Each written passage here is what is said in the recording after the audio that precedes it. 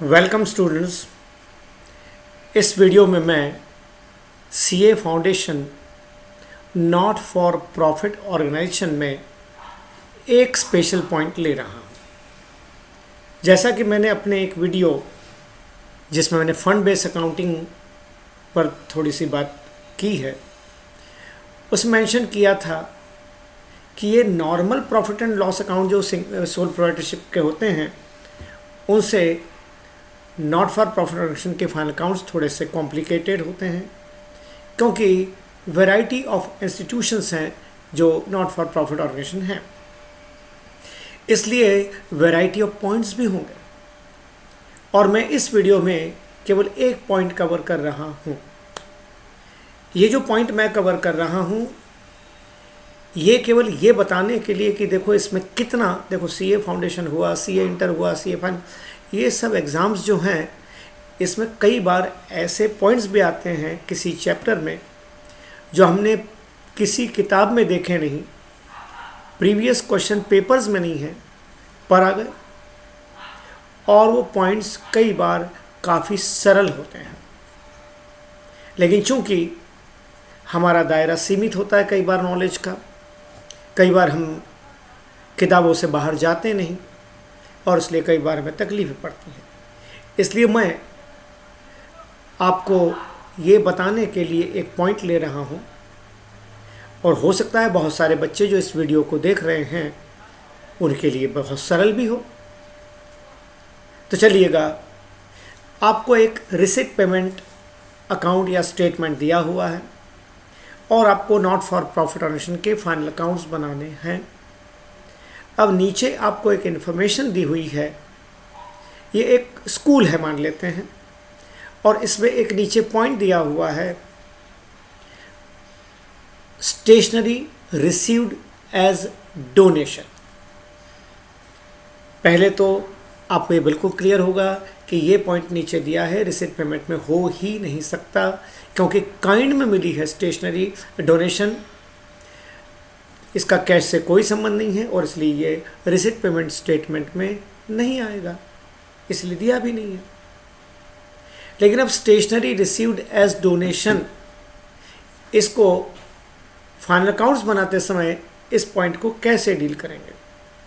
तो यहाँ एक मैं बात कहूँगा जो मैं अक्सर अपने 11th के बैच में नॉट फॉर सोल प्रोप्राइटरशिप के फाइनल अकाउंट्स बताते समय बताता हूँ कि अगर कोई चीज़ ट्रायल बैलेंस के नीचे दी हुई है तो उसके आपको ड्वेल इफेक्ट्स देने होंगे।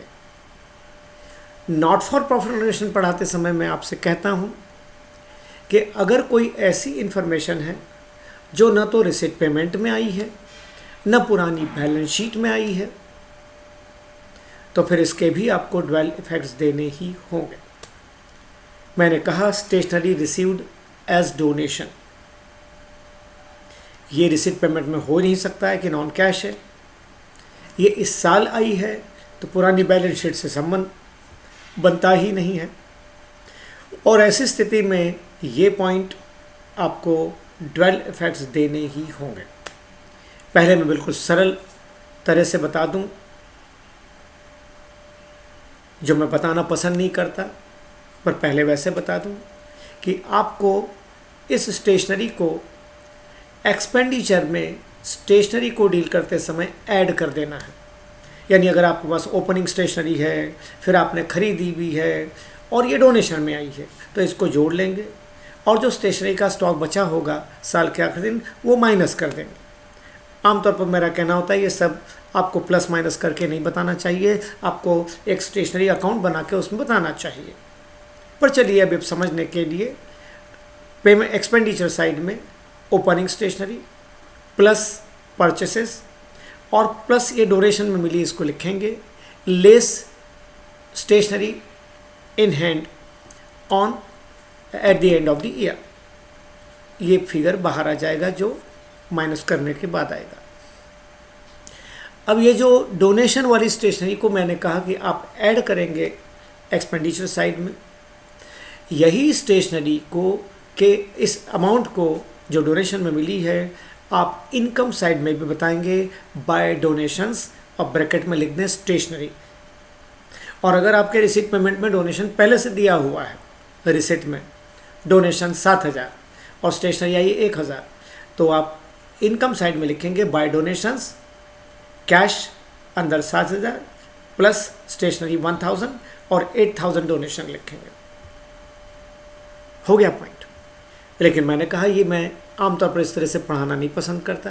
मैं तो ये कहूँगा कि अगर स्टेशनरी डोनेशन में मिली है तो बताइएगा इसकी जर्नल एंट्री क्या होगी।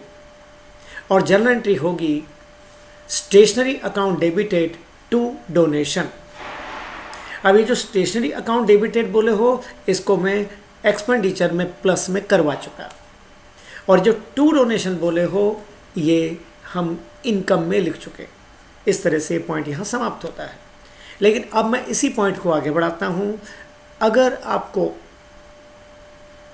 मान लीजिए स्कूल को कूलर डोनेशन में मिलता तो क्या होता। ये स्टेशनरी मिली थी, स्टेशनरी कंज्यूमेबल आइटम है, लेकिन अब आपको मिला कूलर जो 1 से ज़्यादा ईयर्स तक यूज़ किया जाएगा, 2, 4, 5 साल उसकी लाइफ हो सकती है।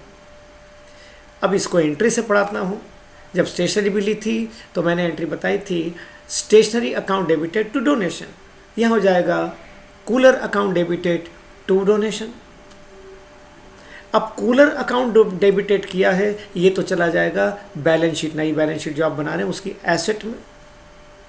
और जो डोनेशन है ये कहाँ आएगा, तो आपको बताऊं कि आपको 2 तरह के डोनेशन मिलते हैं। एक रूटीन वर्किंग के लिए, जैसे स्टेशनरी मिला था, इनकम में बता दिया था, लेकिन ये डोनेशन जो आपको मिला है ये एसेट के रूप में है, और इसलिए आप ये जो कूलर डोनेशन में मिला है असेट पे तो बताएंगे ही, लेकिन सेम अमाउंट आप कैपिटलाइज भी करेंगे, कैपिटल फंड में लिखेंगे।